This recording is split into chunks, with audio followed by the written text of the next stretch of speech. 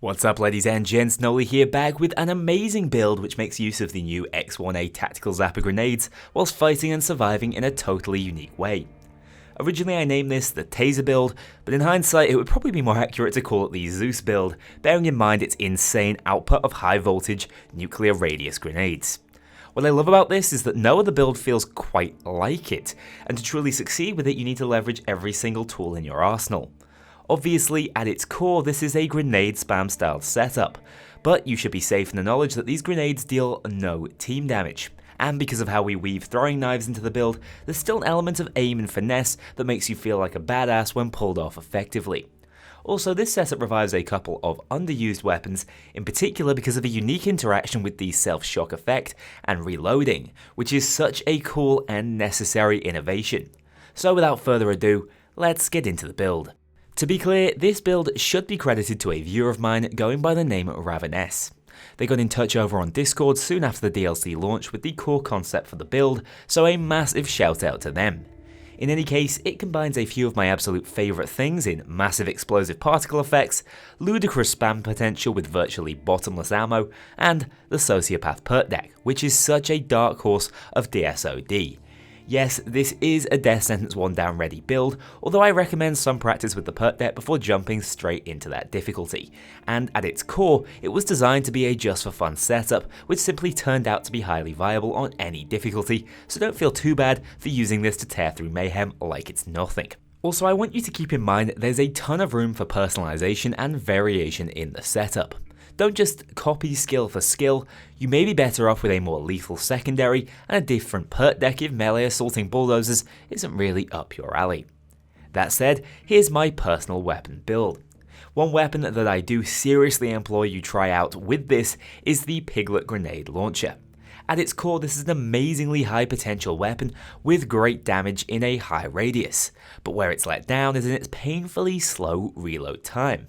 It reloads one pipe at a time, making it the slowest weapon to reload to completion in the game. But remember, this is how it's balanced. So if we take away that balancing factor, by say shooting our feet when at one chambered ammunition, we'll instantly reload 6 pipes thanks to the taser effect, firing one immediately and skipping over 15 seconds of animation time. We then have a very overpowered weapon in our hands with what basically amounts to a permanent bullet storm going. I run it here with the electric ammunition and 2-piece stock. The secondary weapon of choice for this build is yet another grenade launcher, so you should be seeing the pattern here. We run an old favourite of mine, the Arbiter, with a similar idea in mind. Whereas the Piglet is for crowd control and AoE DPS, the Arbiter is used for its quick fire crowd control potential and ease of use, with a much faster reload speed and rate of fire, but lower overall damage. As such, this is what we switch to when in need of wide range stuns, without the time to shock ourselves out of combat, which is where our throwing knives come in for actually finishing off stun groups. These things deal 1100 damage and benefit from headshot multipliers, meaning all but bulldozers can be one-shot by them. The only issue is they often feel clunky to aim, especially with how cops move in Payday 2. Well, thanks to the electric grenades, cops won't be moving very often, so prepare yourself for free non-stop headshots and maximum satisfaction. Seeing as they can all be stunned infinitely, all regular units and specials shouldn't give you any trouble, that is except for bulldozers.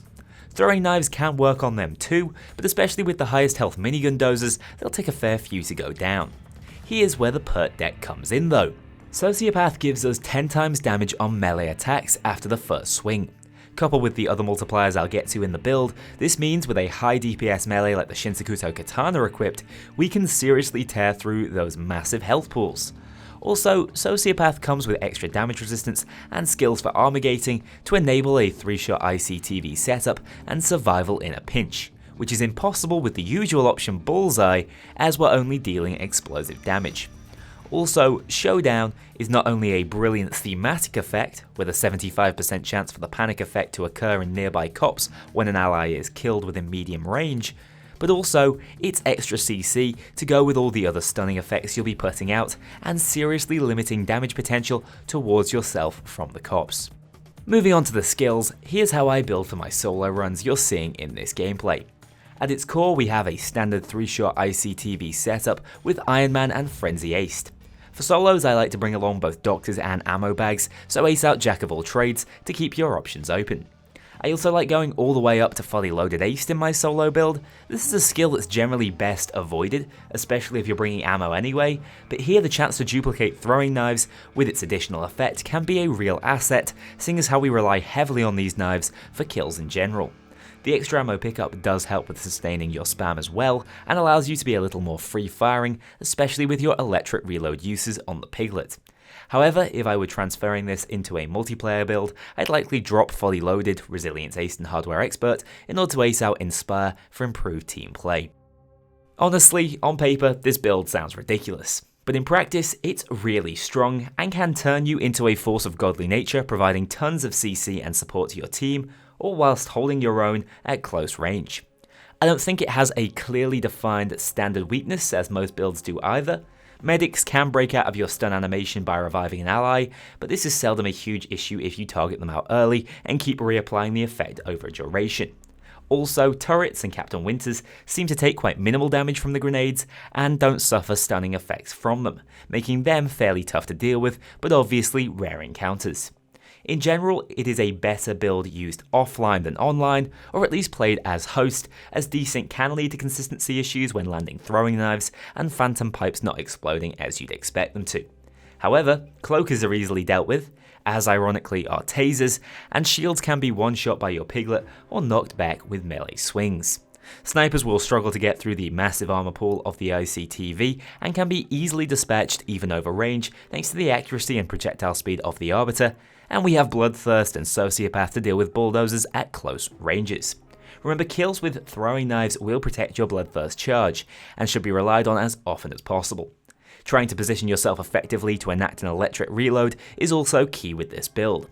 You don't want to be out in the open whilst unable to move, but you would also prefer not to waste 2 shots into 0 targets. I like to try and fire around corners to benefit the most from the crazy radius on the Zapper grenades, whilst getting my free reload in. Also, keep in mind there is still good armor gating within this build. Don't be afraid to quickly melee a nearby cop for a quick 30 armor, or focus damage on an individual to kill them and keep topping yourself off. Yes, you are comparatively tanky on this difficulty, with 4 shots needed to take you down from standard heavies, but sustaining that tankiness is just as important. Finally, just to reiterate, this is a template, an incredibly fun and effective template, but there's nothing saying you need to run 2 electric round grenade launchers. You can easily swap out a secondary which deals well with a crowd of incapacitated enemies, such as a shotgun, to make extra use of Berserker, and possibly run a more comfortable deck, such as Anarchist, at least for me. Either way, these shot grenades are pretty OP and present a fun new playstyle that has opened up many new build opportunities. The reload tech is really cool and should bring the Piglet back to relevance, so is well worth trying out whilst you can. Of course, to make this build you will need to purchase the Gao Feng Smuggler Pack 2 to access the shock ammunition attachment. My quick review of that DLC is that it's mainly marred by sloppy execution and things not working quite as intended. Overall, all 3 weapons are highly viable and offer fun and versatile additions to your arsenal, so if you're able to overlook some messy animation bugs, it's a worthwhile pickup, especially given the insane power of the shot grenades in builds such as this one. Thanks a lot for watching this video, ladies and gents. If you enjoyed, let me know by dropping a like or in the comments down below. Also, I'm back on the streaming grind with Payday 2, so be sure to follow me over on Twitch for more. I've got a brand new series coming up on the channel next, which I'm hoping you enjoy just as much as you did the Story of Payday series. With that said, I'll get to work. See you guys in the next one. As ever, thank you very much to my Mean Infamy patrons and above. If you want to join that infamous club to see yourself in the credits or get early exclusive access to my videos, including the story videos, check out my Patreon link below. Remember, the Discord is open to all if you crave some more Payday discussion. Thank you very much for watching this video, and I'll see you all very soon for the next one.